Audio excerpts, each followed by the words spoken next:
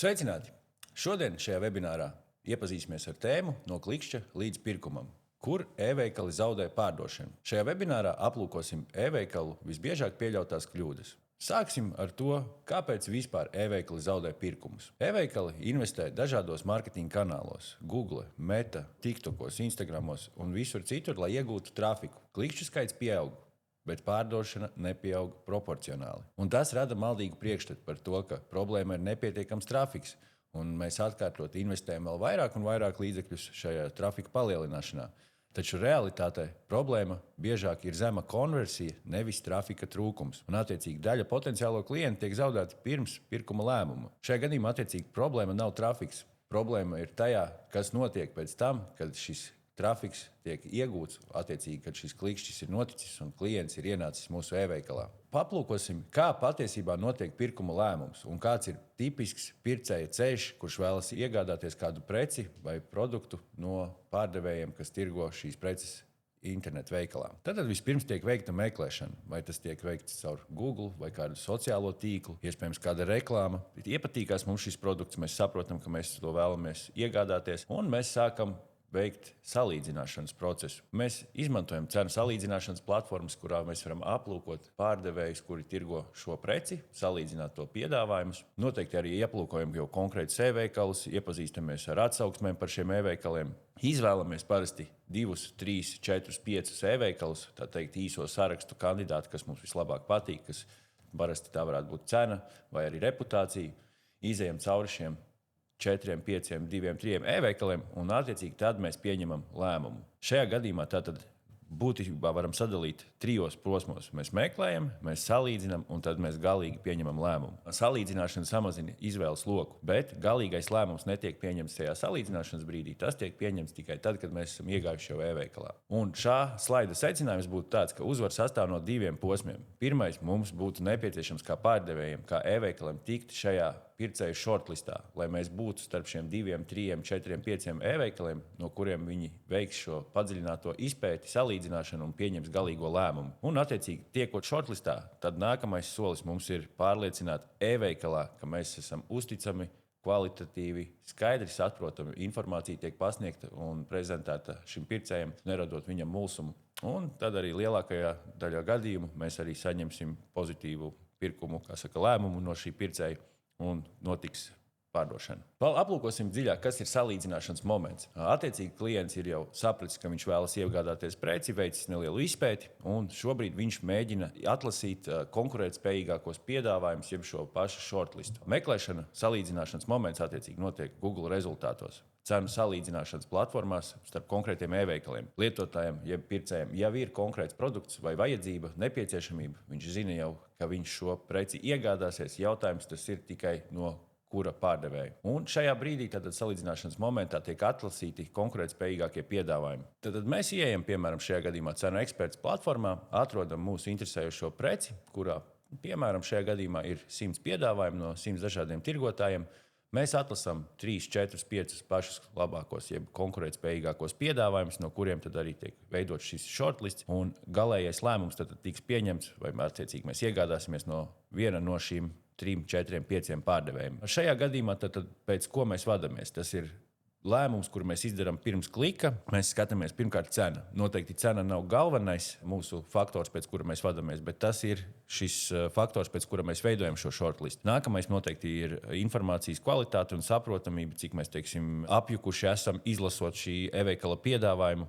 Arī noteikti tas, vai informācija jau ir pirms klika mums nodrošināt, vai šī ir piegādes cena vai piegādes ilgums, pieejamība uz vietas. Attiecīgi salīdzināšanas moments tā tad ir iespēja, kur mēs varam būt redzami un dot iespēju mūs izvēlēties šim pircējam. Attiecīgi, ja mēs neesam šajā posmā redzami, vai arī mēs neesam konkurētspējīgi, mēs netiekam izvēlēti, mēs netiekam iekļauti šajā shortlistā, un visticamāk tad arī šis pirkums nenotiks. Aplūkosim šajā slaidā, ko pircējs salīdzina. Vienmēr visiem liekas, ka šī ir tikai cena, cenu salīdzināšana ir par cenu, bet tas, ko mēs redzam no mūsu datiem, būtībā vispār pasaules trendi, ko mums nosaka, tad cenu salīdzināšana vai piedāvājuma salīdzināšana cenu vairs nav par tikai cenu, bet gan par kopējo piedāvājumu. Cena, jā, tas noteikti ir faktors, vai tā ir konkurētspējīga, ja, pārdevējs tirgo preci par €2 dārgāk, tad iespējams teiksim, šī atšķirība nav tik liela, bet ja viņi ir 2 reizes dārgāk, tad tas vairs nav konkurētspējīgs piedāvājums, un mēs tajā shortlistā tā teikt neiekļausim šo tirgotāju. Nākamais faktors tā būtu piegāde,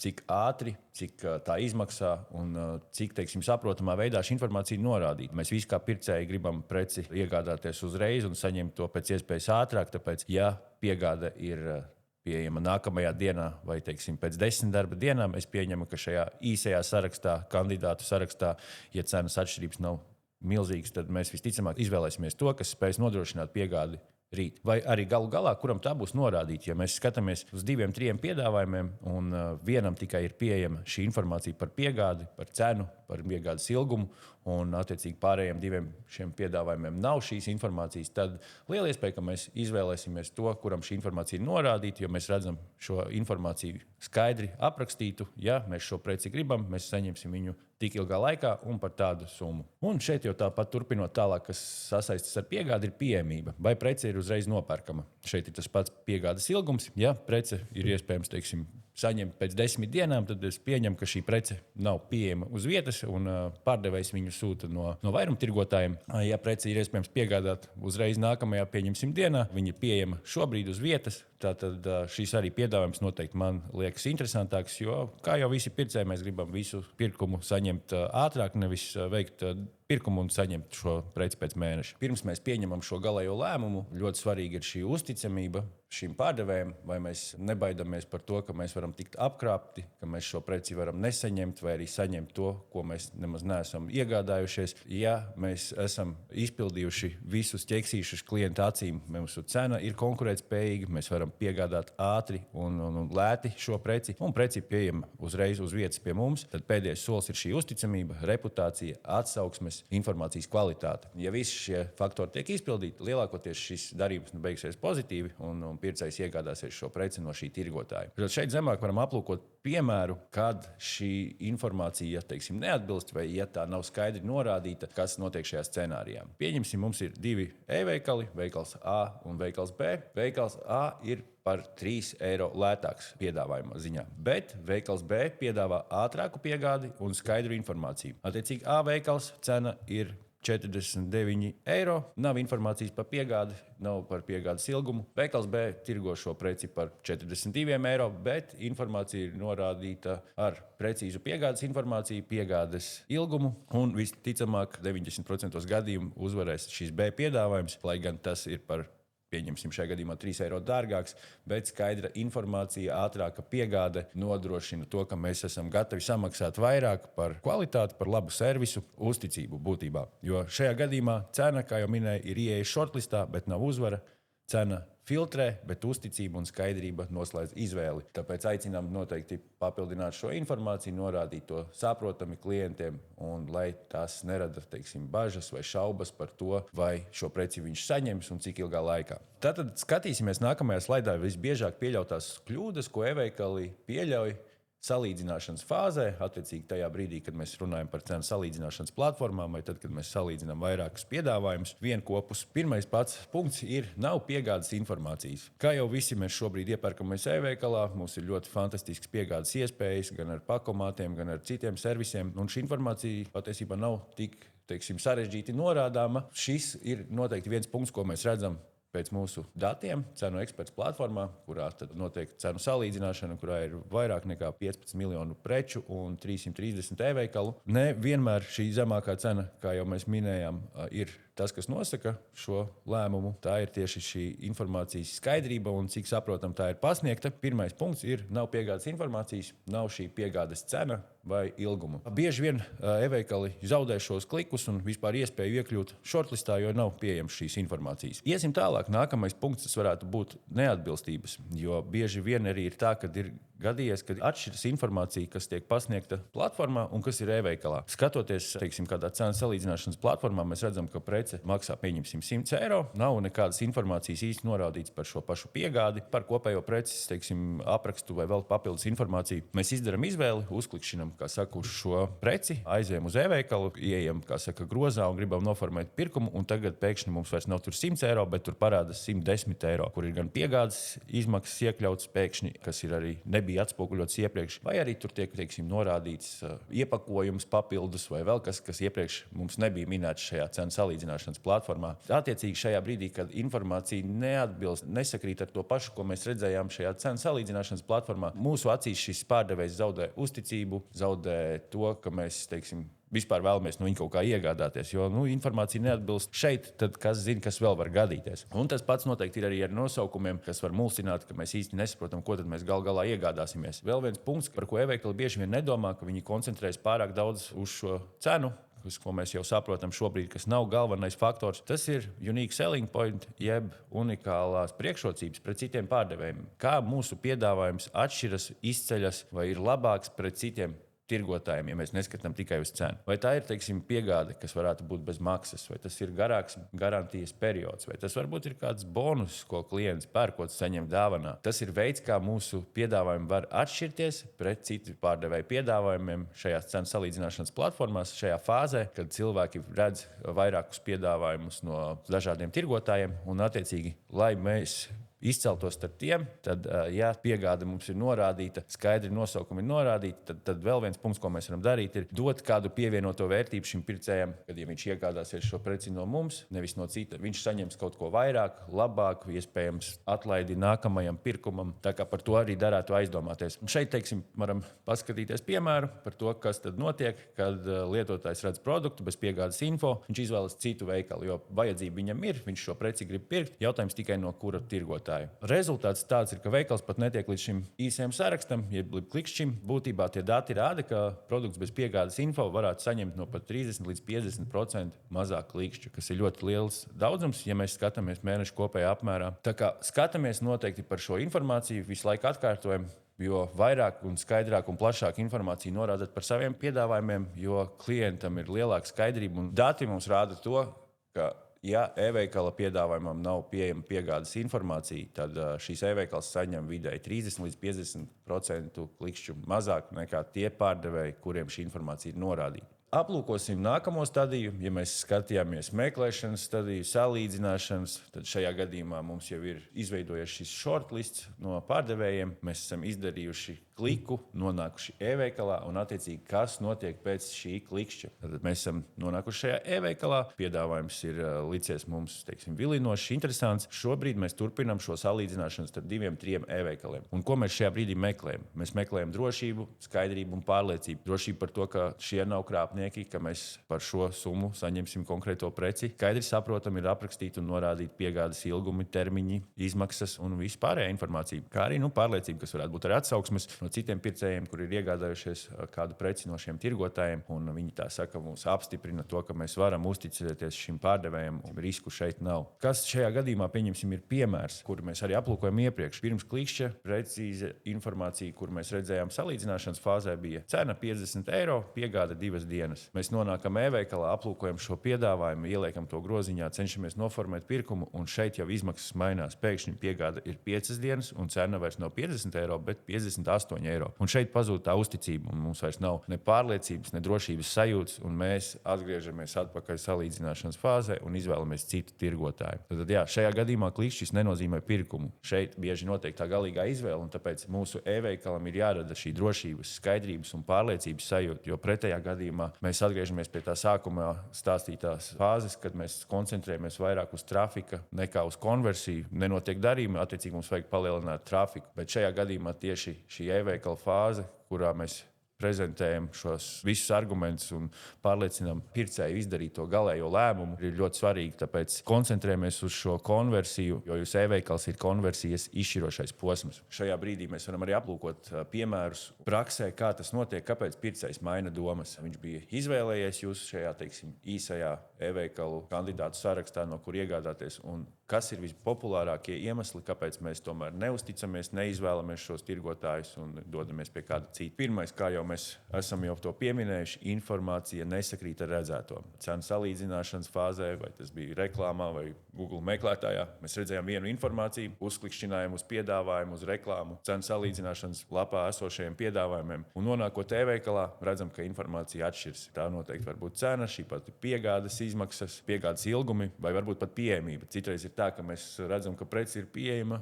ļoti labs piedāvājums, mēs uzspriežam uz tā, un e-veikalā tomēr parādās, ka šī prece nav pieejama. Un mēs vairs nevēlamies šajā e-veikalā iegādāties, jo informācija ir mulsinoša. Mums rodas vienkārši bažas par to, ka ja šī informācija nav norādīta korekti, tad iespējams vēl arī cita informācija tā var norādīt tik nekorekti. Piegādes izmaksas, kas ir arī vienmēr svarīgi, ir bieži vien parādās tikai beigās. Mēs skatāmies, jā, labs piedāvājums, 50 eiro, nekur neko neredzam par piegādes izmaksām. Cenšamies noformēt pirkumu, ievedam datus, ievedam adresi, un tad pēkšņi grozā piedāvājums, kurš maksā 50 eiro, kļūst 58 eiro vērts. Tajā tiek iekļauta piegādes maksa, apstrādes maksa, kāda komisijas maksa, iepakojuma maksa. Šajā brīdī mēs mainām domas, jo mēs bijām rēķinājušies, ka mēs šo preci saņemsim par 50 eiro. Rezultātā preci maksā 58 eiro ar visām piegādes izmaksām. Un, ja šī informācija būtu norādīta agrāk, pirmajā fāzē, teiksim, šajā salīdzināšanas fāzē, tad vai nu mēs netiktu iekļauti šajā shortlistā, vai arī tieši mēs tiktu iekļauti šajā shortlistā, bet cilvēks, kurš izdara šo izvēli, viņš jau rēķinājās ar to, ka prece maksās 58 eiro ar piegādes izmaksām, ar apstrādes maksām un arī, teiksim, redzamu piegādes ilgumu. Un šajā gadījumā pircējs neatceļ pirkumu. Viņš vienkārši izvēlēsies citu pārdevēju, jo vajadzība viņam ir, viņš jau ir izpēti veicis un izvēli par to, ka viņam šī prece ir nepieciešama, ir izdarījis. Tad nākamais posms, uz ko mēs noteikti arī varam fokusēties, kā jau mēs vienmēr atgriežamies pie to, ka konversiju nosaka mūsu e-veikals, tā ir mājaslapas, jeb e-veikala ielādes ātrums un ātrumi. Jo bieži vien ir redzams situācijas, ka mēs izdarām kliku, mēs tiekam novirzīti uz šo e-veikalu, bet tur tik ilgi viss ielādēs, ka mēs atkal negribam, kā saka, uzkāpt uz grābekļa. Un, šie ielādes ātrumi arī parāda kvalitāti, parāda to, cik labi darbojas šis servis. Iespējams, lēni arī un sarežģītas ielādes dēļ mēs arī baidamies ievadīt mūsu kartes datus un vēl ko. Tāpēc arī pie tā, cik ātri ielādējas mūsu e-veikala dati, lapas, tas mums arī ļoti svarīgi kā pircējiem. Tas arī var nobiedēt mūsu pircējus. Nākamais arī punkts ir nav uzticamības signālu. Tas var būt atsauksmes, garantijas, ka mēs tur garantējam piegādi, teiksim, atgriešanas laiku, par to, ka ir pieejamas plašs saraksts ar atsauksmēm, jo visiem pircējiem, teiksim, ir svarīgi dzirdēt šīs atsauksmes. Atsauksmes tiek pārbaudītas. Mēs visticamāk no galīgi jauna spēlētāja tirgu, kurš tikko ir sācis tirgot, kuram nav atsauksmes, nav vērtējumu, nav nekā iespējams. Mēs neuzdrošināsimies pirkt, teiksim, dārgākus produktus, jo tomēr mums šīs atsauksmes kā pircējiem vienmēr ir svarīgas. Protams, arī šīs process, pircēja ceļš, kas tiek izveidots tā, lai klients izdarītu šo darījumu, lai viņam viss būtu ātri, ērti, saprotami pasniegts un aprakstīts. Kādā brīdī iespējams, ka viņam šī informācija kļūst mulsinoša, vai šis process, kā mēs šo preci varam iegādāties, ir pārāk garš vai nesaprotams, un tas arī var mūs mulsināt vai kā pircēju nobiedēt, un mēs atkal atgriežamies salīdzināšanas fāzē un izvēlēsimies citu piedāvājumu. Šie piemēri ir, kurus mēs varam aplūkot gan vizuāli, gan tekstuāli aprakstīts. Produkts bija 50 eiro salīdzināšanas fāzē, čekautā kļūst 58 eiro vērts. Šajā brīdī uzticamība tiek zaudēta sekundēs, un visticamāk mēs arī šajā veikalā citos piedāvājumos negribēsim iegādāties no šie tirgotāji. Palūkosimies tad atkal uz šo problēmu, kuru mēs arī jau sākām skatīties sākumā, ka uzņēmumi fokusējas par daudz uz trafiku palielināšanu. Attiecīgi, nenotiek mums tik daudz pirkumu, kā mēs gribam. Mums vajag lielāku trafiku. Mēs pieaudzējam šo trafiku, mums pieaug izmaksas par klikšķiem, bet pārdošana atkal nepieaug. Un šajā piemērā mēs varam redzēt to trafiku aug, konversija pasliktinās un peļņa arī attiecīgi paliek mazāka vai samazinās. Ja ir šī slikta pieredze nodrošināt šim pircējam, tad mēs varam pirkt tik, cik daudz trafiku gribam. Šī nauda tiks zaudēta. Šajā gadījumā ir jāfokusējas uz konversijas optimizāciju. Un atgriežoties uz 2-3 slaidiem iepriekš, e-veikals ir mūsu posms, kurā mēs nodrošinām šo konversiju. Kā mūsu prezentācija vai webinārs, pareizāk sakot, šodien saucas? No klikšķa līdz pirkumam, jeb kā e-veikali zaudē pirkumus. Un šajā gadījumā mēs fokusējamies par daudz uz trafiku palielināšanu, bet ignorējam konversiju kas ir pats svarīgākais. Attiecīgi tā arī mēs pazaudējam šos pirkumus, jo mums būtībā neinteresē, kas notiek pēc klikšķa. Aplūkosim, ko dara veiksmīgi e-veikali, kāda ir, teiksim, veiksmes atslēga, lai mēs šo konversiju uzlabotu, un tad mēs jau varam fokusēties uz trafika palielināšanu. Pats pirmais un svarīgākais noteikti ir precīza un regulāri atjaunināta informācija, attiecīgi data feeds, jeb datu plūsmas fails, par kuru mēs nododam informāciju uz dažādiem kanāliem, uz cenu salīdzināšanas platformām un uz citām vietām. Ja mēs šo informāciju regulāri un precīzi neatjauninām, bez maz vai katru dienu, tad ir liela iespēja, ka mums šī informācija ir novecojusi un mēs varam nenodot pašu aktuālāko informāciju pircējiem. Tāpēc ļoti svarīgi ir, lai ir precīza informācija, gan nosaukumi, attēli, piegādes izmaksas, ilgumi, jo tikko šī informācija atšķiras vai arī attiecīgi neatbilst realitātei, tas ir uzreiz, kā teikt, mīnus pircēja acīs, un šajā shortlistā iekļūstot, mēs bieži vien no tā arī uzreiz tiekam izsvītroti. Nākamais punkts būtu skaidri komunicēt priekšrocības pret citiem pārdevējiem. Attiecīgi tā var būt šī garantija vai pirkuma atlaide nākamajam pasūtījumam, vai arī, teiksim, bezmaksas piegāde nākamajā dienā, pieejamība, ka prece fiziski viņiem ir pieejama šobrīd, un mēs esam gatavi izsūtīt to šodien. Tas noteikti dos priekšrocības pret citiem e-veikaliem un padarīs e-veikalu veiksmīgāku pret citiem pārdevējiem un e-veikaliem. Atsauksmes ir arī ļoti svarīgs faktors. Ja mēs darām labi savu darbiņu un pārdodam, un klienti ir apmierināti, tad mums ir jāaicina, lai šie pircēji atstāja atsauksmes un labus vārdus par mūsu servisu, piedāvātajām precēm, par e-veikalu. Tas tikai noteikti vairos mūsu pircēju skaitu, konversija tikai uzlabosies. Tas ir noteikti tas, uz ko jāfokusējas. Nodrošinām arī konsekventu informāciju visos kanālos, lai tas neatšķiras. Tā, kā jau minēju, ka cenu salīdzināšanas platformā ir viena informācija, Instagram platformā ir otra informācija par, piegādes izmaksām un pieejamībām, un e-veikalā ir trešā informācija. Un tad mēs atkal nesaprotam, kura informācija ir korekta un kurai mums būtu vērts uzticēties. Šī slaida kopsavilkumā, ko dara veiksmīgi e-veikali, tas būtu skaidrs piedāvājums. Tas būtībā uzreiz izceļ mūsu, kā jau minējām, tad zemāka cena nav pats svarīgākais punkts vai faktors, pēc kura mēs, fokusējamies vai izvēlamies šos pārdevējus. Tas ir tieši skaidrs piegādes laiks, godīga cena un, attiecīgi, ar augstāku konversiju šajā gadījumā mums būs. Jo nav info par piegādi, vai piegāde rīt un 3 eiro maksās. Tās ir divas dažādas lietas, un šajā shortlistā iekļūs pārdevējs, kuram būs informācija norādīta precīzi. Tad, ja mums ir divi piemēri,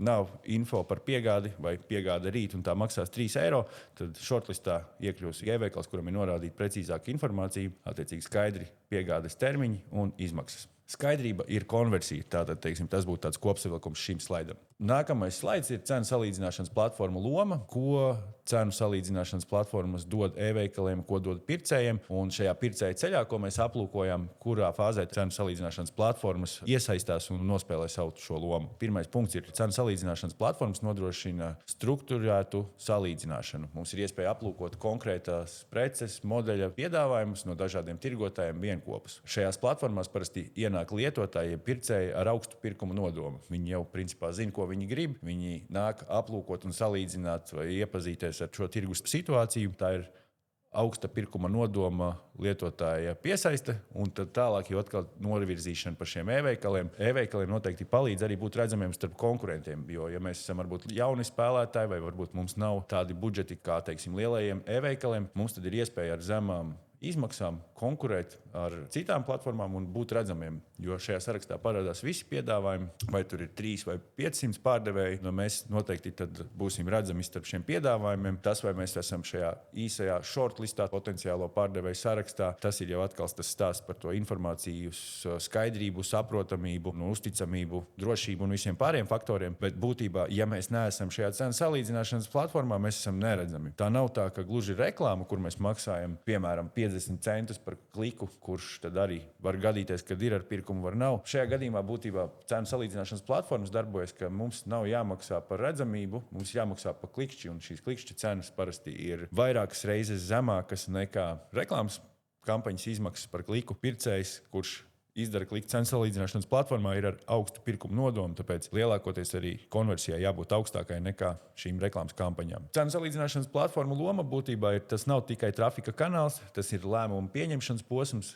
Šajā platformā mēs tad izveidojam šo īso kandidātu sārakstu, jeb shortlistu, no kuriem tad, teiksim, 2-3 e-veikaliem mēs pieņemsim galējo lēmumu. Tas ir tāds lēmumu pieņemšanas posms. Platforma palīdz tikt shortlistā. Tā, teiksim, nav gluži vieta, kur mēs pieņemam galējo lēmumu. No tā tiek atlasīti šie 2-3 veikali, no kuriem tad tiks pieņemts šis galējais lēmums. Šobrīd jau mēs esam pie kopsavilkuma. Šis ir jau būtībā beidzamais slaids. Mēs varam apkopot kopumā, ko mēs esam šodien aplūkojuši. Pats nesenākais. Salīdzināšanas platforma nav pirkuma vieta. Tā ir vieta, kur pircējs izveido savu izvēles sarakstu.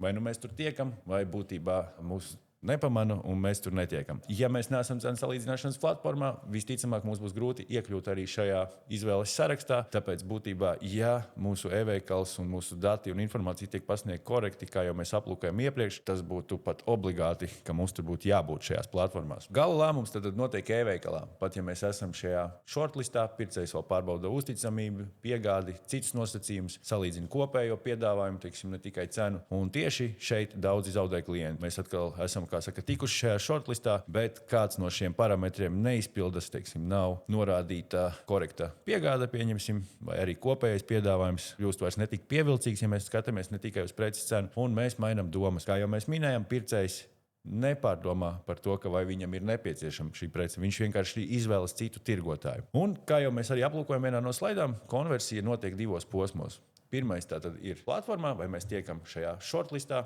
vai mēs tiekam izvēlēti starp konkurentiem. Un nākamā konversijas fāze ir e-veikalā, vai mēs ar savu e-veikalu spējam pārliecināt klientu nopirkt. Un ja viens no šiem posmiem nestrādā, pārdošana nenotiek. Vai nu mēs netiekam šajā shortlistā nemaz iekšā, vai arī, ja mēs esam tikuši tur, mūsu e-veikals mulsina vai informācija kļūst mulsinoša un pircējs izvēlas citu tirgotāju. Ar to arī gribu pateikt paldies jums visiem, kuri noskatījās šo webināru. Ja jums ir interese par mūsu platformu Cenu eksperts, jums ir iespēja iepazīties ar mūsu sociālajiem tīkliem. Ja jums ir e-veikals un vēlaties pievienoties mūsu platformai, izvietojot savus piedāvājumus, droši skenējiet QR kodu, kuru redzat ekrānā. Un ja jums ir kādi jautājumi, noteikti sazinieties ar mums vai no sociālajos tīklos, vai mūsu mājaslapā ir norādīti kontakti. Mēs uz jūsu jautājumiem atbildēsim. Paldies jums un tiekamies nākamajā webinārā.